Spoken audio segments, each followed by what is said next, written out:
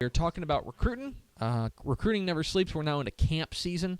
Last week, we had to skip our weekly visit with James Lott, the official recruiting analyst of Dave Campbell's Texas Football, because he was at a camp, actually doing important work instead of talking to us idiots. So, but he is apparently taking the time out today to talk with us, and gotta pick his brain on a couple of big-time offensive linemen in the 2017 class. And so joining us now to talk recruiting in the Lone Star State, as he does every week, is the official recruiting analyst of Dave Campbell's Texas Football. It is James Lott. James, how are you? Hello, guys. Just pounding the pavement out of here, leaving another one of these satellite camps, leaving the Michigan-Iowa State camp out here at Green Hill Academy. So, a lot of good prospects out here. So this time of year, I imagine you are spending a lot of time in your car, and you are you're moving around, seeing a lot of prospects, and just getting an up close look at a lot of guys in the upcoming classes. Yes, sir. Got my computer right here, my pad. I jump in and out of the car, grab a little McDonald's, and move on up to the next camp.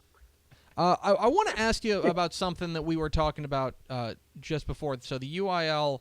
There's a motion that's going to the Football Rules Committee that would outlaw cut blocks and chop blocks and any block below the waist. You're a former football player, and you're a guy who is ingrained in this sport, as you're going to find in the Lone Star State. I'm interested in your thoughts on that, on the idea of outlawing blocks below the waist.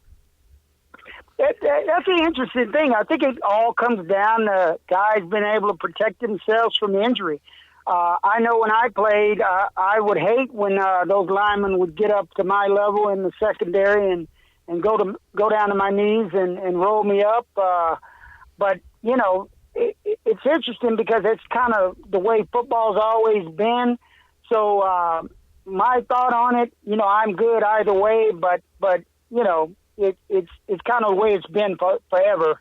And I guess guys just going to have to learn how to protect themselves. So speaking of guys who may have thrown a chop block or two in their career, we're talking offensive linemen in the 2016 or 2017 class rather, and a number of them from the DFW area, and some big boys. The size of these guys just continues to be so remarkable to me. Let's start DeSoto guard Edward Ingram, coming in at 6'4", 325, just a massive prospect. But when I watch him, for me, the thing that stands out to me is that for a guy who's 6'4" and more than 3 bills, he moves pretty well. Excellent mover. That's probably his best attribute is his mobility. But he's also a mauler. He can get in there and push people off the line of scrimmage in the run game.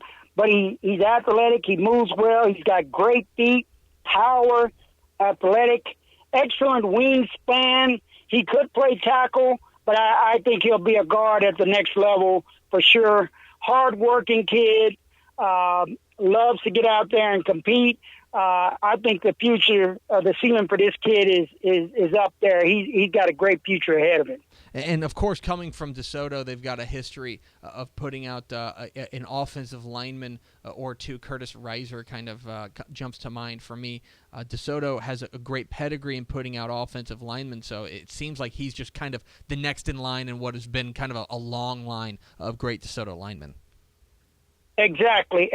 So it's going to be interesting to watch them play with those, as good as they are on the offensive line this year, and to see them roll up on people and run the ball. So I'm looking forward to watching the DeSoto Eagles this upcoming season. One of the guys he's a relative newcomer to the state prior to his senior year, Chuck Filiaga, was playing out at Vista Murrieta in California. He transfers to Aledo. Talk about the rich getting richer. This guy is something else. 6'5", 330. You imagine they're going to stick him out at the left tackle spot and not worry about it. When you watch Chuck Filiaga, I know that a lot of folks maybe in Texas haven't gotten a chance to look at him because he's been out in California the past couple of years. But in your experience watching Chuck Filiaga, what stands out? Big tackle. He could play guard also. Big run blocker, probably not as athletic as Ingram is, but nevertheless an excellent run blocker, great wingspan, excellent pass blocker also.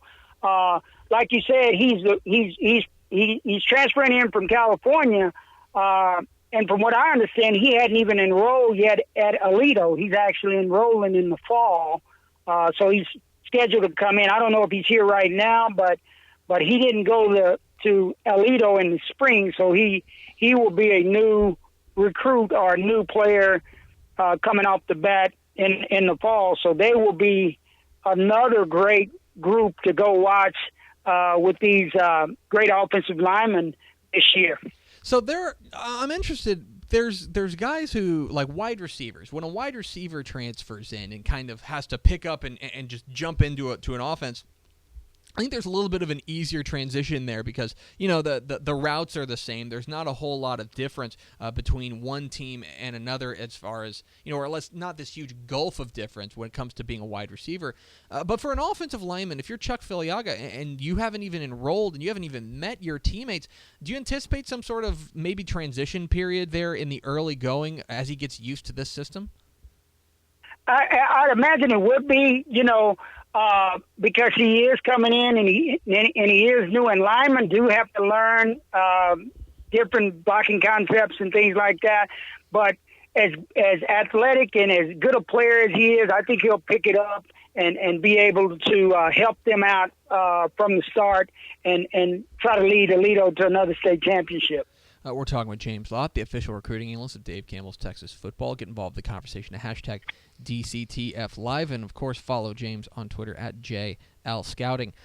He is when Filiaga does enroll, he will have quite a line mate there in Wes Harris. The guard has really been on our radar for really basically since almost his freshman year. He really he started blossoming really as a sophomore, but this is a guy who's been on our radar for a long, long time. He's really grown into his frame, 6'3", 290. When you watch Wes Harris, he seems very polished to me. Love this kid. I love watching him play. Been watching him, like you said, since his freshman year as a starter. He gets after it. I mean, he plays the game the way it should be played. He'll get after you. He plays it like the game should be played. He's a guard right now, but I think he's probably a center, possibly at the next level. But just a blue-collar, hard-nosed kid that will get after you and get up in your grill. See, that's very interesting. You mentioned that he's a TCU commit right now, and obviously verbal commitments are non-binding, but he's a TCU commit. And what's funny, when you mentioned that he transferred he might move to center the next level, the guy that he reminds me of a lot is Joey Hunt, who just got done being a terrific center for TCU. I love the way he gets off the ball. I love his first step, and I think you're right. I think that his experience being a 4-year starter now at Alito is going to acquit himself well at the next level, just because it seems like he's got a really good head on his shoulders as far as football IQ. Right, smart player, would be one of those type of kids that you can project playing guard or center. Just because he picks up the game so well and he understands it, but just a exciting prospect to watch, and one of the others that I'm looking forward to getting out and seeing this fall. He is James Lott. He is the official recruiting analyst of Dave Campbell's Texas Football. Be sure to follow him on Twitter at JLScouting. James, appreciate your time. We'll let you get back out on the road, and we'll do this again next week.